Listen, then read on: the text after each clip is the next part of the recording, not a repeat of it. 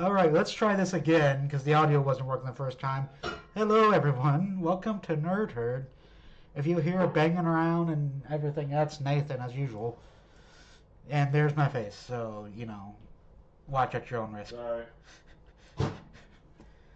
So, today, I thought I'd discuss something that I saw a short over the weekend about, you know, and this is a Kingdom Hearts related thing, so if you don't like Kingdom Hearts and you don't know what it is, go find a video online, watch it, get all the lore. We have it. But yeah, so there's a minor plot hole, or there's a minor plot hole in Kingdom Hearts 3 that a fan noticed, and they're saying, "Oh, it's a bigger plot hole than I think it is."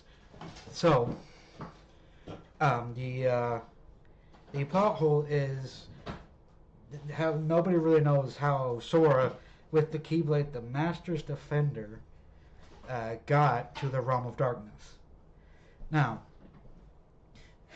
I believe that there is an explanation for this, and don't worry, I'll go into a bit of the history of the Master's Defender Keyblade and maybe some abilities. This is part history, part a theory, and I'll try my best to remember to tell y'all when I switch from theory to or from theory to history and back, or vice versa. Anyway, so um, why do I think this is not a plot hole? Let's start with the history a little bit. The Master's Defender Keyblade is a Keyblade passed down by the masters of basically. It's the Kingdom Hearts equivalent of the Jedi Order. Let's call it that way. So let's just say this is the equivalent of Yoda passing his lightsaber down to Mace Windu, then Mace Windu passing that lightsaber to Obi-Wan, then Obi-Wan passing that lightsaber down to Anakin. So essentially, it's the Skywalker lightsaber. This lightsaber has gone from this Keyblade has gone from the hand of one master to the other, to another, and they have been, the key or chief protectors of the world, basically since the founding of Daybreak Town by what's his name? Ephemer. Yeah, that's his name. By Ephemer. Yeah, when you know the lore, so much of the lore, you forget it all. Anyway, so Ephemer originally had this Keyblade, then he passed it down to his successor, so on and so forth, until it got to Master Ericus in Kingdom Hearts, as we've seen in Kingdom Hearts Birth by Sleep. So Ericus had that, and then he subsequently passed it down to Aqua, kind of, in a roundabout way. And by the end of Birth by Sleep, when Ericus is caught up in Terra's spirit thing. There's a lot of lore here, you guys. I'm not going to explain it all, but the basics of it is that the Master's Defender is a Keyblade passed from the Chief Master of the Key. It's basically the equivalent of Yoda passing his lightsaber down to one of his Padawans. That's what it is, basically. It's a Keyblade that has changed hands over the however many centuries to down to Xehanort, not to Xehanort. Well, okay, Xehanort gets another Keyblade passed down to him that I'm going to talk about here in a bit. But down to Ericus to help protect the worlds from falling to darkness. Now, the plot hole as I stated before, it originates to how can Sora, with this Keyblade, essentially, yes, Anakin, yes, Nathan's disciplining the cats. Well, a little bit. But anyway, how can this Keyblade help Sora get to the Realm of Darkness when the only one we've seen do is the Kingdom Key D? Now,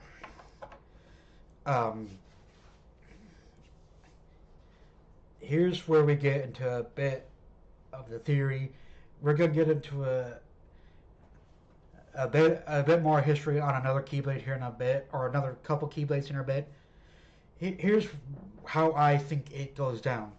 I think since the Master's Defender is a very old Keyblade, held by masters upon masters for so long, that it has gained certain abilities in and of itself to be able to do certain things.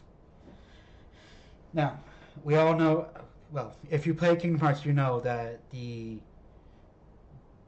all the Keyblades have certain, certain abilities in and of themselves to do certain things, whether it's help their wielder cast magic. Uh, some of them have abilities tied to them. Some of them have drive form, allow their wielders to transform. Some of them allow their wielders to travel between worlds.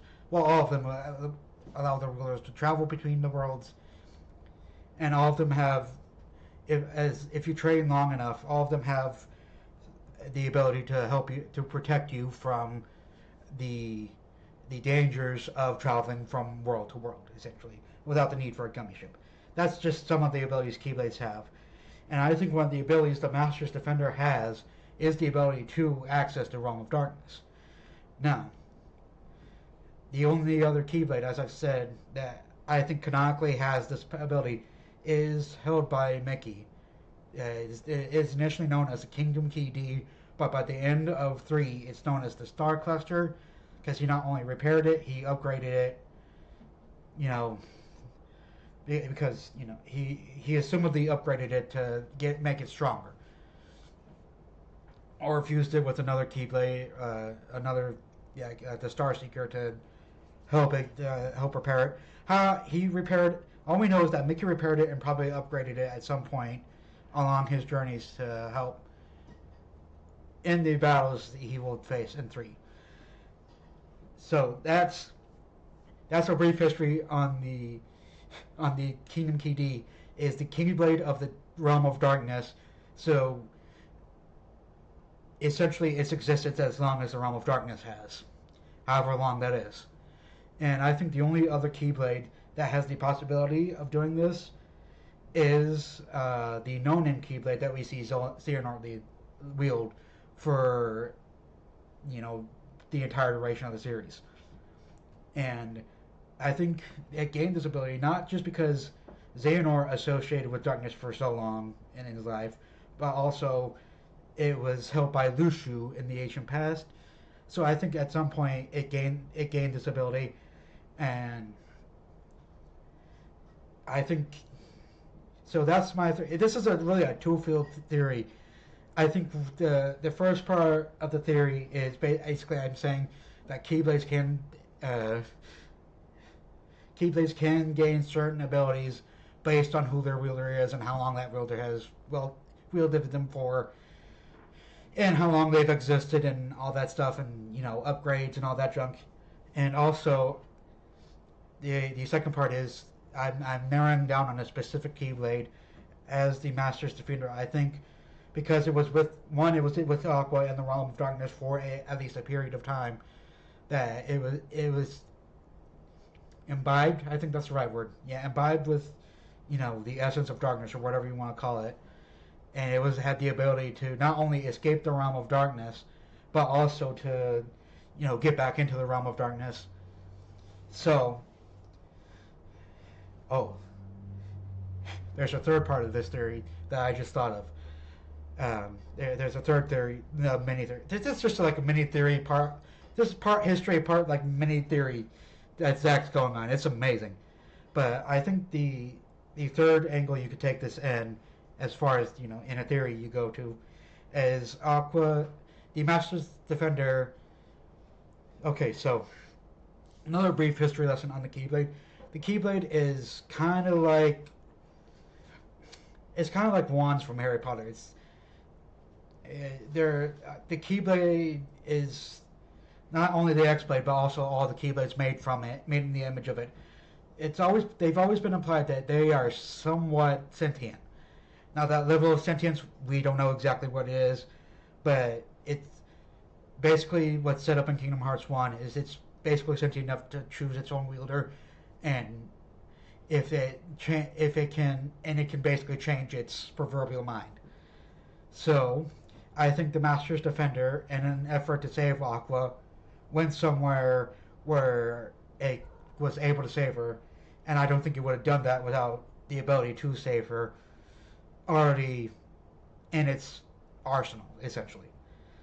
Uh, I can't think of anything else to say. I think that's where I'm going to stop the video. If you guys like this video, like, comment, subscribe. Also, by way of reminder, the Patreon is going out next week. I think it's next Friday. Hold on, let me double check the dates.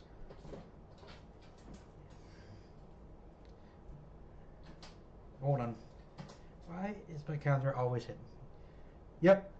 So Friday, February 28th, the Patreon will be going down, unless, or be more or less deactivated, unless we can get someone, unless someone decides to, subscribe to it. So if you feel led to subscribe to the Patreon, do so. If not, say goodbye to it.